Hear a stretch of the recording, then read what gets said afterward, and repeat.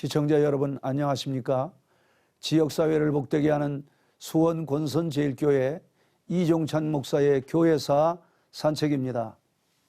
가장 위대한 교부로 불리며 중세 천년의 대교사로 지칭되는 아우구스티누스는 오늘날 알제리에 있는 타가스대에서 시의원이었던 이교도 아버지 파트르키우스와 경건한 신앙의 어머니 모니카에게서 출생했습니다.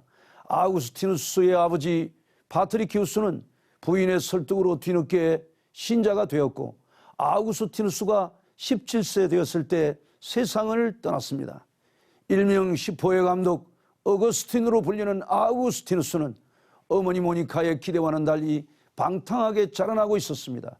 그의 아버지 파트리키우스의 유격적인 성품을 타고난 아우구스티누스는 이미 그의 나이 16세 때 마니교에 심취하였고 이때 동건역에서 아들 아데오다투스를 낳기도 합니다. 그는 뛰어난 웅변술의 사람이었고 카르타고에서 수사학을 공부하면서 9년간을 수사학 교사로 일하게 됩니다. 그 후 29세가 되던 383년 로마로 이주해서 수사학을 가르치다가 1년 만에 밀라노로 이사를 하는데 이유는 학당 경영의 어려움 때문이었습니다. 당시 그가 가르쳤던 카르타고와 로마 및 밀라노는 소로마의 3대 도시였는데 아우구스티누스는 젊은 날을 이 화려한 도시에서 유격에 잠긴 채 방황하고 있었습니다. 어거스틴이 가르쳤던 수사학은 설득하는 논리를 배우는 학문으로 당시의 정치가나 법률가 및 상인 그리고 교사, 수도사, 사제들이 선호하는 인기 있는 학문이었습니다. 아우구스티누스는 아름답고 정결한 언어 구사만이 참된 설득력의 원동력이라고 가르치고 있었습니다. 당시 마니교에 심취하여 기독교와 담을 쌓고 있던 어거스틴은 성경에는 험한 이야기와 추오한 단어들이 너무 많이 나온다는 이유에서 기독교를 반대하고 있었습니다. 즉 분노와 살인, 전쟁, 심판 등의 언어들이 등장하고 심지어는 다른 종족들을 멸절시키라는 말이 나오기에 성경은 인간 설득에는 실패한 책이라고 보았던 것이 당시 어거스틴의 성경에 대한 입장이었습니다. 당시 아우구스티누스는 성경의 문체가 야위하고 키케로의 책보다 떨어진다고 생각하고 있었습니다. 그런데 당시 아우구스티누스가 이사한 밀라노에서 존경받던 수사학의 대가는 데오도시우스 대제가 가장 존경하는 주교 암브로시우스였습니다. 아우구스티누스는 암브로시우스가 수사학적으로 어떻게 성경을 풀이하는가를 알아보려고 그의 설교를 듣고 있었습니다.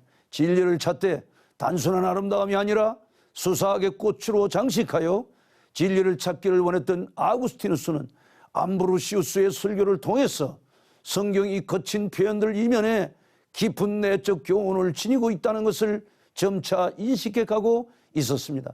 젊음의 유격에서 당시 진리를 찾으며 영혼의 방황을 하던 386년 어느 여름날이었습니다. 33살의 아우구스티누스는 신비한 음성을 듣게 됩니다. 당시 그는 자신이 살던 집안에서 아이들의 노랫소리를 듣고 있었는데 그 소리는 집어서 읽으라는 톨레레게라는 말이었습니다.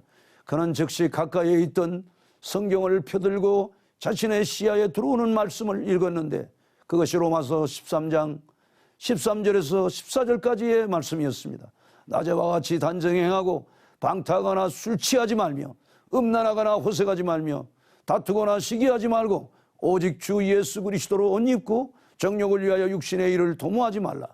순간 아우구스티누스는 심령의 평안을 느끼게 되었고 주 예수 그리스도의 사람이 되어야겠다는 결심을 하게 되었습니다. 그리고 그는 다음해인 해인 387년 그의 나이 34세 때 자신이 혼인 전 얻은 아들 아데오다투스와 함께 세례받는 감격을 누리게 됩니다. 사랑하는 자신의 아들을 위해서 지금껏 기도했던 그의 어머니 모니카의 감격은 이루 말할 수 없었습니다. 사실 16세 때 이미 사생활을 얻은 아들을 가슴에 안고 고뇌하던 어머니 모니카는 카르타고에서 주교를 찾아가 자식을 위한 조언을 달라며 여러 차례 간청을 했습니다. 당시 주교는 너무 빈번히 찾아오는 그녀에게 제발 가세요.